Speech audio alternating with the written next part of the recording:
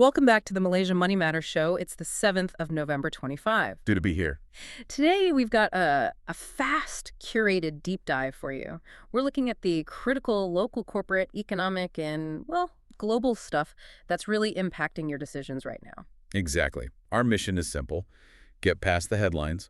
We want to give you the so what behind it all, distill what these market moves and strategic plays actually mean for you.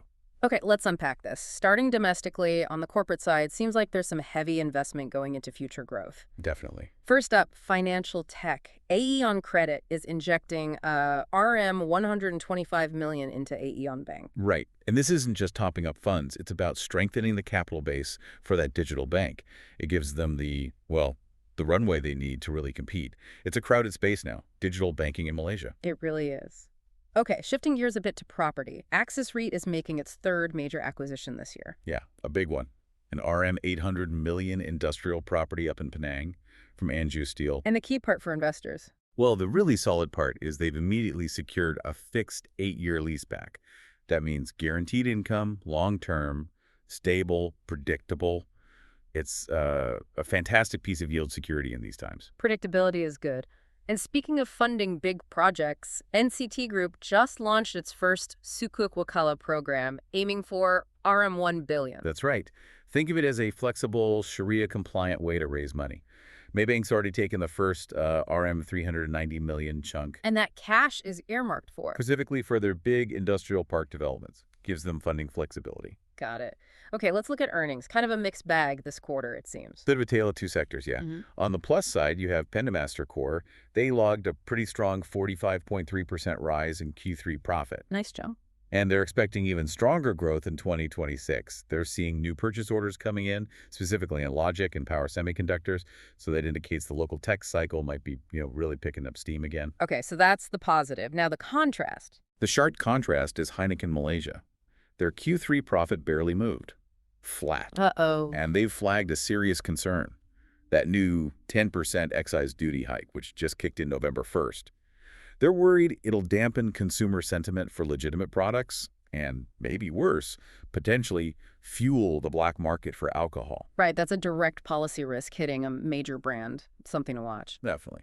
We're also seeing some action on the legal and corporate front. GDB Holdings, they managed to secure court enforcement for an RM83 million adjudication award. That's basically a court-ordered payment, right, against TSK Land. Exactly. Regarding that high-profile 8 Conlay project, it sets an important precedent for, payment disputes in these massive construction deals. Significant. And elsewhere?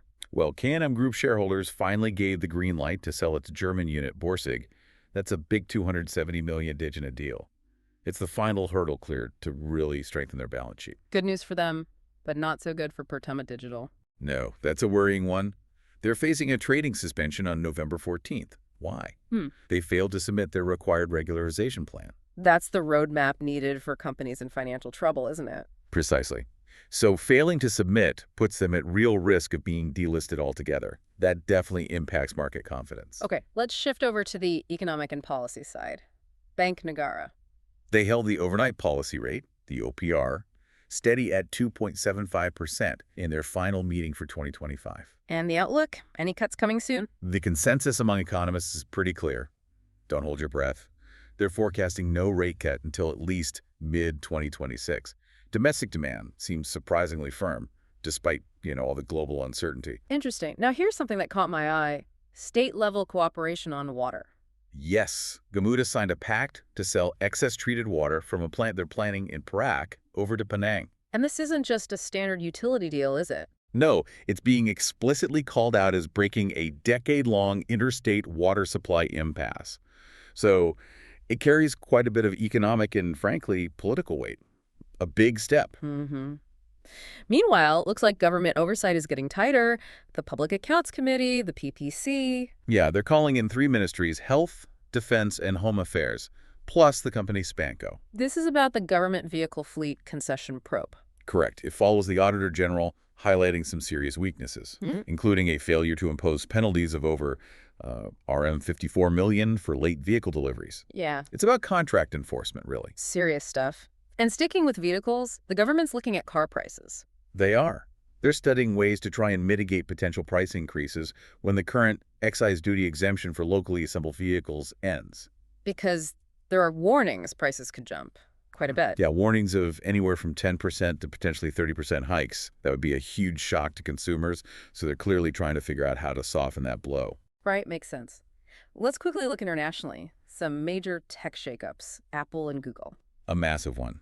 Apple is apparently finalizing a deal, reportedly worth about $1 billion a year, to use Google's AI model, their powerful one, to overhaul Siri. Oh, wow. $1 billion a year. It's a huge strategic partnership. It really could change the game for consumer tech next year. But it's not all smooth sailing in tech supply chains, is it? No, definitely not. We're seeing reports that an internal dispute at chipmaker Nexperia, something about payments involving its Chinese factory, has actually halted supplies. And the knock-on effect. It's forcing Nissan to scale back production of its Rogue SUV, which is a pretty crucial model for them, all because of these chip shortages stemming from an internal fight. Shows how interconnected things are. Incredible. And in the markets, Bitcoin's having a rough time. Yeah, it looks like it's heading for its worst week since early March. There was a sharp US $300 billion sell-off. It failed to hold some key support levels. Reflects a bit of investor anxiety, perhaps. Okay, and lastly, commodities watch. Weather impact. Typhoon Kalmaegi has hit Vietnam, and that's threatening key coffee crops there. This could potentially spark some bullish momentum again in coffee futures, something to watch if you follow commodities. Right. So pulling this all together, what's the main takeaway for our listeners today? Well, I think the key theme is this kind of simultaneous action. On one hand, you see this clear push for long-term strategic growth look at Penamaster's confidence, the AEON bank investment. But at the same time, companies and the government are navigating these very immediate near-term challenges, things like the excise duty impacts, the PIC firms looking into oversight. It's a balancing act. Growth ambitions meeting real-world hurdles. Okay, let's leave our listeners with a final thought to chew on. How about this? Consider the contrast. You've got Malaysia's position as a regional maritime hub strengthening significantly. The port of Tanjung Pelepas, PTP, is apparently set to break into the global top 10 busiest ports. That's huge. Right, a real success story.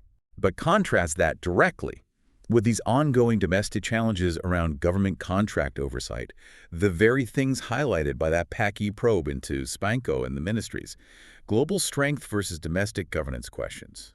Interesting dynamic, isn't it? It certainly is something to think about. If you want more insights like these delivered daily, make sure you subscribe to the Malaysia Money Matters podcast. We'll be back tomorrow. Hey there, thanks for tuning in. If you would like a deeper dive into all the investment opportunities from today's news, subscribe to my newsletter at moneymatters.substack.com. I will be sharing a deeper analysis of the key investment opportunities from today's news, including what makes these opportunities stand out and how they fit into the broader market trends.